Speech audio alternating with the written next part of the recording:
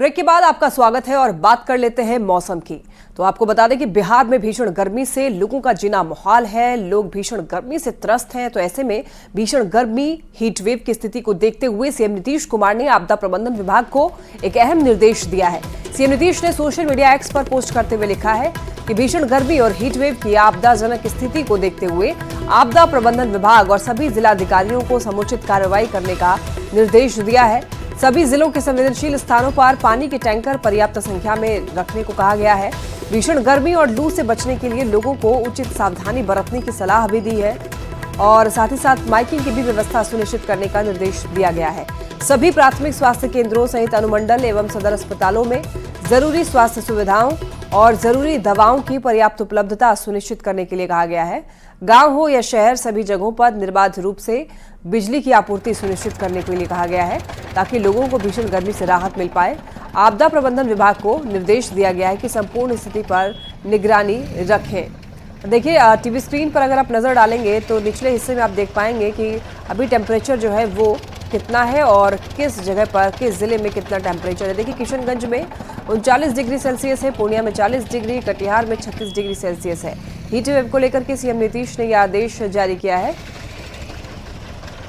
देश में भीषण गर्मी से लोग परेशान हैं। बिहार में करीब सभी जिले में तापमान बढ़ा हुआ है। मौसम विभाग ने कई जिलों में येलो अलर्ट भी जारी किया है। सिवान में भी तापमान 40 डिग्री के आसपास है। भीषण गर्मी और तेज धूप की वजह से सिवान में लोगों को परेशानियों का सामना करना पड़ रहा है। सड़क पर चलने वाले लोग जूस का सहारा ले रहे हैं। सिवान में टेम्परेचर 40 डिग्री के पार जा चुका है। इस खबर पर और अधिक जानकारी दे रहे हैं सिवान से न्यूज 18 संवाददाता मृत्युंजय सिंह। बिहार के कई जिले भीषण गर्मी के चपेट में है। सिवान में भी विगत 2 दिनों से टेम्परेचर 40 तक पहुंच गया है। ऐसे में लोगों की समस्याएं बढ़ गई। आप देख सकते हैं ये नज़ारा ओवरब्रिज की है जहां पे भीषण गर्मी से लोग परेशान हैं, तो वही जगह जगह सड़क पे रुक कर गन्ना जूस का सहारा ले रही है। इससे लोग परेशान हैं। क्या कहेंगे? बहुत तेज गर्मी है बिहार में। परेशानी हो रही है? बहुत परेशानी है। पसीना और बहुत पसीना है, बहुत पसीना। क्या नाम है आपका? बेचू। देख सकते हैं कुछ और लोग हैं जो रुके हुए हैं। हम दिखाने की तस्वीर कोशिश करेंगे। क्या बहुत गर्मी तो बहुत है जी, गर्मी तो बहुत है। आदमी जहाँ भी जा रहे हैं यहाँ पानी पीना जरूरी है। गर्मी से तबाही को मौसम से बहुत बारिश नहीं हो रही है तो क्या करेंगे? बारिश नहीं हो रही है। टेम्परेचर काफी ज्यादा है। गर्मी तो ज्यादा ही है। क्या किस तरह की परेशानी हो रही है आने जाने में यही पूरा बॉडी आदमी लोग का हीट हो रहा है। अब मान लीजिए कि हम ही नहीं रखे हैं, हेलमेट रखे हैं तो सर का थोड़ा राहत मिल रहा है, नहीं हेलमेट रखे हैं तो राहत नहीं मिलेगा। क्या नाम है आपका? मेरा नाम अर्जुन चौहान है जी, अर्जुन चौहान। क्या कहेंगे? गर्मी तो बहुत ज़्यादा है और ग्राहक भी बहुत ज़्यादा आते हैं। कभी कभी सकान नहीं होता है ठंडा पीने के लिए और बिक्री भी बढ़ता है। अभी उमस भी बहुत ज़्यादा है, लू चलता है। बारिश नहीं हो रहा है, लू चलता है। संतोष शाह। तो ये देख सकते हैं ये तस्वीर गन्ना के यहाँ पे स्टॉल की दुकानें लगी हुई है। लोग यहाँ रुक कर गन्ना का जूस का सहारा ले रहे हैं। क्योंकि सिवान में इधर देखा जाए तो विगत 2 दिनों से लगातार पारा में बढ़ोतरी हुई है, जिसको लेकर मौसम विभाग ने अलर्ट जारी किया है कई जिलों को। तो सिवान में भी टेम्परेचर लगातार बढ़ रहा है। ऐसे में अब लोगों की मुसीबतें बढ़ गई है। मृत्युंजय सिंह, न्यूज 18 सिवान। पूरा बिहार भीषण गर्मी से परेशान है। बात अगर बक्सर की करें तो यहां पर कड़ी धूप से आम जनजीवन अस्त व्यस्त है। पोखर से लेकर नदी नाले सूख रहे हैं। गंगा में भी पानी लगातार कम हो रहा है। बक्सर डीएम ने जिलेवासियों से भीषण गर्मी से बचने की अपील की है। डीएम ने लोगों से कहा है कि ज्यादा जरूरत पड़ने पर ही घरों से बाहर निकलें और खुद को सुरक्षित रखें।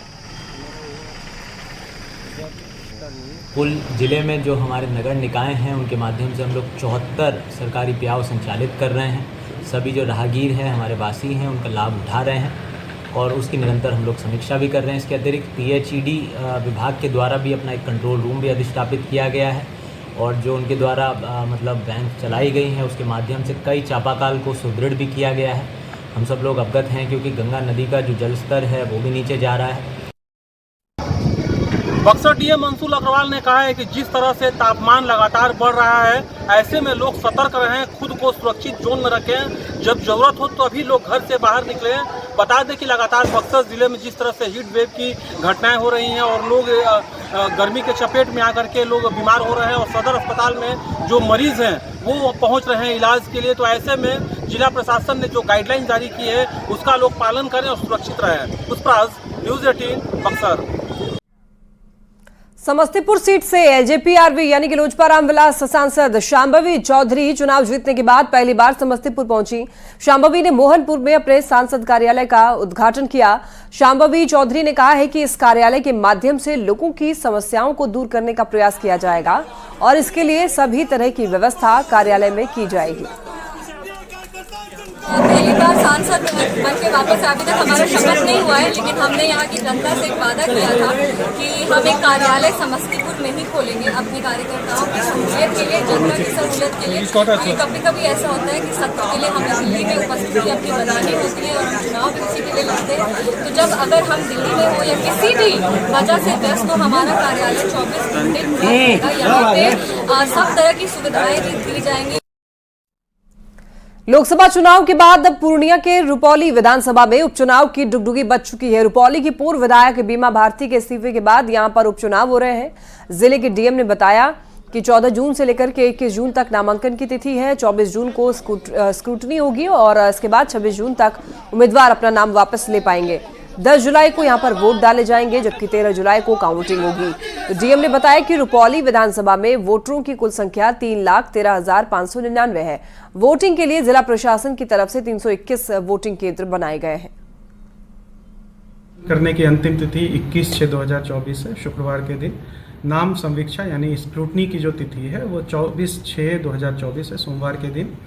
अभ्यर्थिताएं वापस लेने की अंतिम तिथि 26/6/2024 है, विड्रॉल का तिथि। मतदान की तिथि है, जो पोलिंग का डे है, वो 10/7/2024 है, 10 जुलाई को है, बुधवार के दिन। मतगणना की तिथि 13/7/2024 को है, सैटरडे के दिन। और वह तिथि जिसके पूर्व निर्वाचन संपन्न करा लिया जाएगा वो है 15 जुलाई, 15/7/2024। बिहार के स्कूलों में नया अटेंडेंस सिस्टम लागू हो गया है। एसीएस एस सिद्धार्थ ने नई व्यवस्था लागू की। अब स्कूल में तकनीकी रूप से उपस्थिति दर्ज होगी। अब ई शिक्षा कोश मोबाइल ऐप से हाजिरी लगेगी। हेडमास्टर, शिक्षक और छात्रों के लिए ये नया आदेश जारी किया गया है। अब हर दिन वीसी के जरिए आंकड़े नहीं मांगे जाएंगे।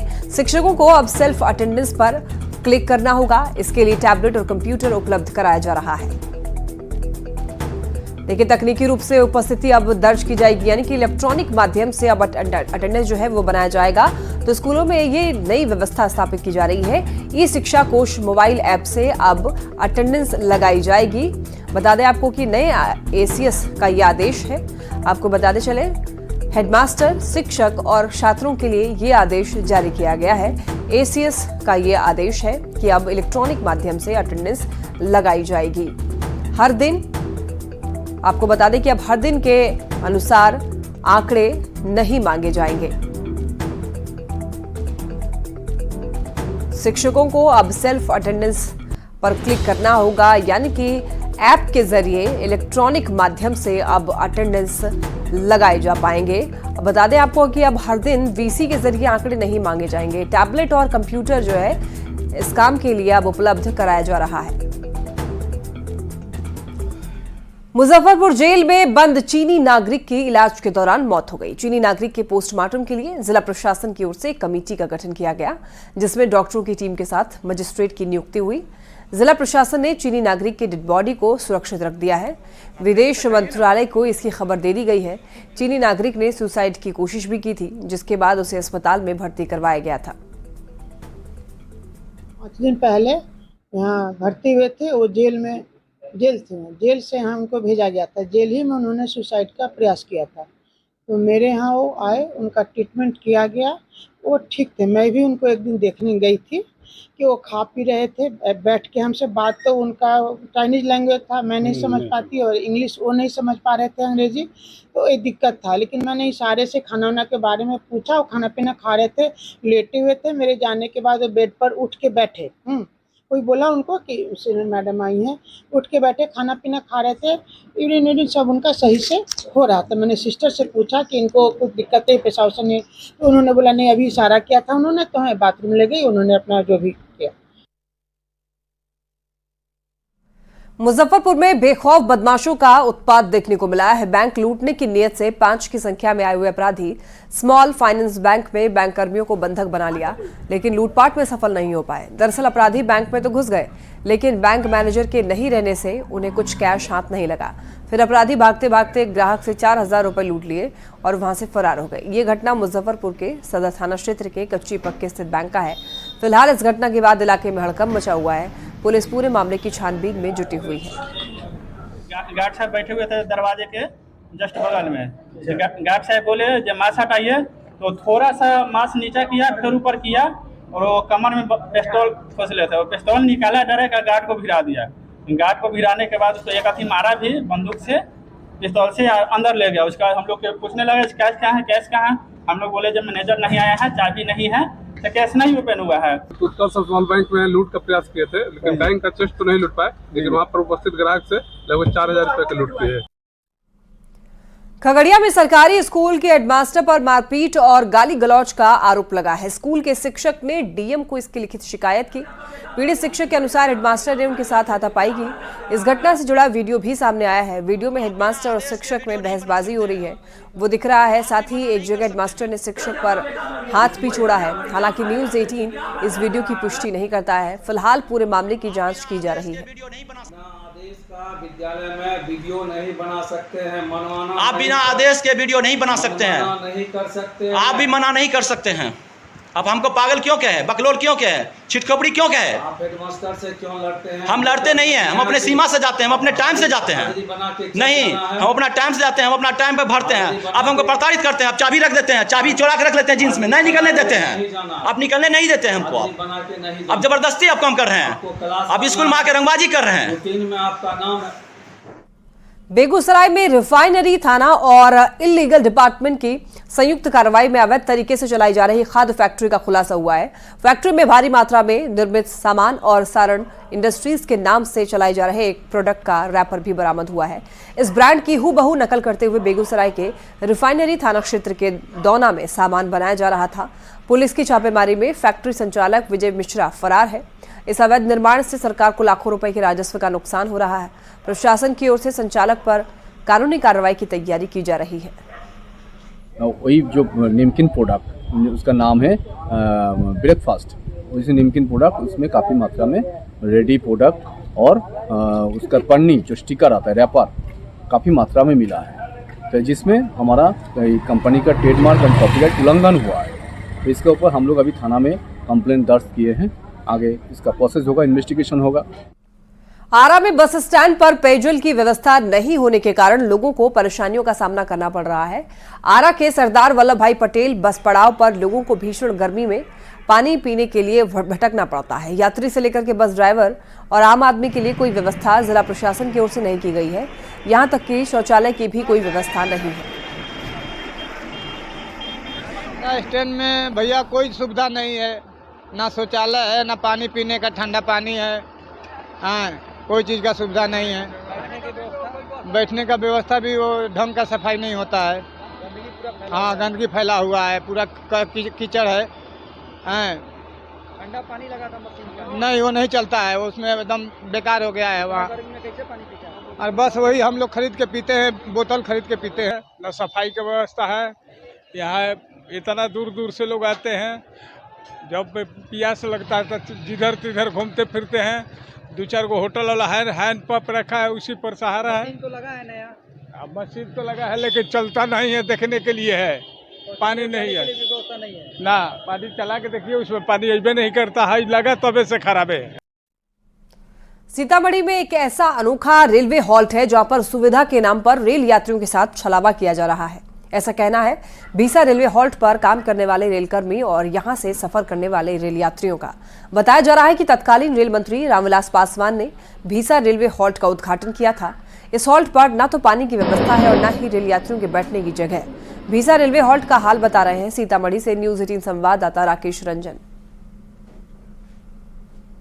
हम आपको अभी जिस रेलवे स्टेशन की तस्वीर दिखाने की कोशिश कर रहे हैं उसको देखने के बाद शायद आप भी चकरा जाइएगा, क्योंकि जिस तस्वीर को हम दिखला रहे हैं वह किसी अजायब घर या खंडहर की तस्वीर नहीं है। यह सीतामढ़ी के डुमरा स्थित भीसा हॉल्ट रेलवे स्टेशन की तस्वीर है, जिसका उद्घाटन तत्कालीन रेल मंत्री रामविलास पासवान के द्वारा स्थानीय लोगों के पुरजोर मांग के पर की गई थी। आप तस्वीर देख सकते हैं, सीतामढ़ी के भीसा यह हॉल्ट स्टेशन है और इसकी तस्वीर देखने के बाद आम आदमी परेशान हो जाता है, क्योंकि यहाँ रेल यात्रियों को रहने के लिए ना तो किसी तरीके की कोई सुविधा है और न ही पीने के लिए पानी का ही इंतजाम है। घंटों धूप में खड़ा रहने के बाद जब ट्रेन आती है तो लोग यह इस रेलवे स्टेशन पर ट्रेन पकड़कर अपने अधीनस्थ जगहों पर जाने का काम करते हैं। आप तस्वीर देख सकते हैं, भीसा हॉल्ट स्टेशन की तस्वीर क्या है। एक छोटे से कमरे में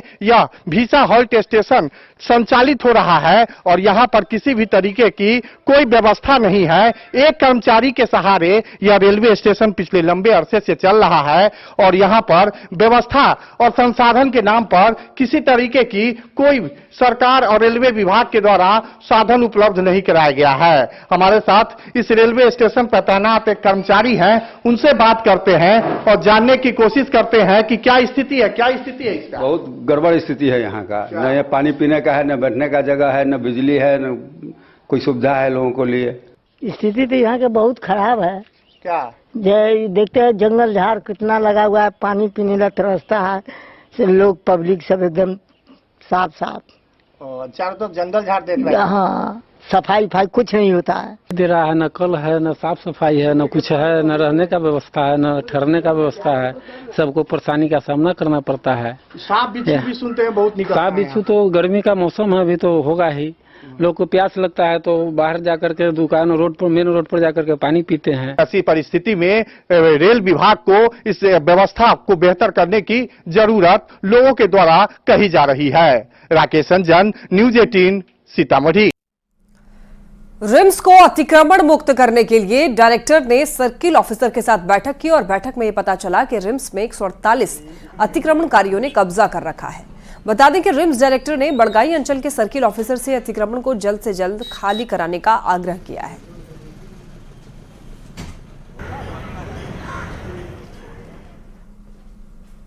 और आज जो सीओ से हमने रिपोर्ट ली उसमें ये पता चला कि 148 इंक्रोचमेंट है रिम्स के अंदर, 148, और बहुत जगह बाउंड्री टूटी हुई है रिम्स की। तो आज सीओ साहब को मैंने बुलाया हुआ था और उनसे मैंने वार्ता की। उसमें जो टेक्निकल पॉइंट्स हैं उनको मैंने स्ट्रांग करने की गुजारिश की उनसे, और साथ ही साथ मैंने उनको बताया कि पूरा एक खाका तैयार करिए और जो भी इंक्रोचर्स हैं उनको नोटिस जारी करिए लीगल, और कानूनी तौर से दल बल के साथ ये इंक्रोचमेंट हटा दिए जाएंगे। चतरा से हैरान करने वाली खबर सामने आई है। टंडवा गांव में शादी के दिन ही बिगा उरांव की बेटी ने आत्महत्या कर ली। दुल्हन की आत्महत्या करने से परिवार में खुशी का माहौल तुरंत मातम में बदल गया। मौके पर पहुंची पुलिस ने शव को कब्जे में लिया, पोस्टमार्टम के लिए भेज दिया। पूरी घटना पर लड़की की बहन ने बताया कि वो रात में किसी से फोन पर बात कर रही थी। जब उसका फोन मांगा गया तो उसने दिया नहीं और थोड़ी देर के बाद उसने आत्महत्या कर ली। बता दें कि पुलिस पूरे मामले की जांच पड़ताल में फिलहाल जुटी हुई है। उसमें क्या कारण है तो मालूम नहीं, हम तो सब कुछ पूछ के उसको किए।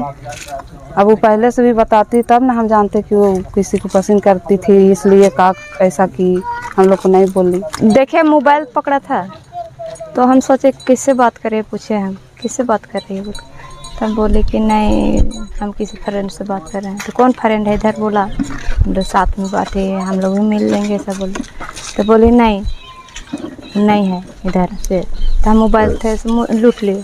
लूटने के बाद में फिर वो मोबाइल मांगने लगे तो हम बोले कि हम नहीं देंगे मोबाइल। उसके बाद कोशिश की तो वही समय तो फिर नहीं दिया दोबारा लूटने में ना, वही समय तो सकी तो उल्टी करने लगी। तो उल्टी करते करते हम लोग सोचे कि शायद तबीयत खराब हो गया, ढेर मतलब कि कमज़ोर हो गया, तो उसको हॉस्पिटल ले गया। कहाँ की है घटना? ये घटना मतलब किरानीगंज से, मतलब कि वहाँ से ईमानगंज पे ले गए। खबर शेखपुरा से है। सुखाड़ प्रभावित इलाकों में पानी पहुंचाने के लिए भूमि संरक्षण विभाग ने काम शुरू कर दिया है। चिवाड़ा और अरियरी प्रखंड क्षेत्र के नहर और आहर में चेक डैम बनाने के लिए 9 स्थानों का चयन किया गया है। चेक डैम का निर्माण हो जाने के बाद बारिश के पानी का ठहराव हो सकेगा और इस पानी को आसानी से खेतों तक पहुंचाया जा सकता है। नहर की स्थिति का जायजा लिया है न्यूज़ 18 संवाददाता अजित कुमार सिन्हा ने। सिंचाई व्यवस्था मजबूत करने की दिशा में जिला प्रशासन ने कार्रवाई शुरू कर दी है। भूमि संरक्षण विभाग द्वारा चिवाड़ा और अरियरी ब्लॉक के अंतर्गत 11 चेक डैम का निर्माण करने की स्वीकृति दी गई है। तो जो पानी का ठहराव है, बरसात का पानी या बड़ी नदियों का जो लिंकेज है छोटी छोटी नदी में, वो पानी इस नदियों में आएगा और उसका ठहराव होगा। ये जिला प्रशासन और राज्य सरकार की अच्छी पहल है। जो किसानों को पानी की समस्या का इससे निदान होगा। पहले क्या है कि बरसात के समय में पानी आया और किसान उसको रोक नहीं पाता था। वो सीधे पानी जो है बड़ी नदियों में चली जाती थी, जैसे गंगा है, हर इस रास्ते से गंगा में चली गई, पानी बर्बाद हो जाता था। भूमि संरक्षण विभाग ही है ऐसा जहाँ तो वाटर कंटीजेंट, जहाँ पे वाटर स्कैरसिटी होती है, वैसे ही क्षेत्र में हम लोग चेक डैम का निर्माण करते हैं। ये वर्षा के अनियंत्रित जल को एक नियंत्रित वे में दिशा देती है और 4 फीट तक पानी का रोकता है ताकि आसपास के खेतों में सिंचाई उपलब्ध हो सके। तो निश्चित रूप से छोटी छोटी नदियां और नहर में पानी का ठहराव होगा और सिंचाई व्यवस्था मजबूत हो सकता है। अजित कुमार सिन्हा, न्यूज़ 18 शेखपुरा। खबर भागलपुर से है, जहां पर बिजली बिल को लेकर के तिलका मांझी विश्वविद्यालय और विद्युत विभाग में ठन गई है। बताया जा रहा है कि विश्वविद्यालय में 12 करोड़ रुपए का बिजली बिल बकाया है और इसे लेकर के पिछले दिनों बिजली विभाग की ओर से कार्रवाई की गई थी। तिलका मांझी विश्वविद्यालय का कनेक्शन काट दिया गया था। इसके बाद कुल सचिव ने विद्युत विभाग को विद्यालय का खाता चालू होने के बाद बिल भुगतान की बात कही थी। हालांकि अब कुलपति गलत बिजली बिल थमाने का आरोप लगा रहे हैं। और इसी के साथ इस बुलेटिन में फिलहाल इतना ही। आप देखते रहिए न्यूज़ 18।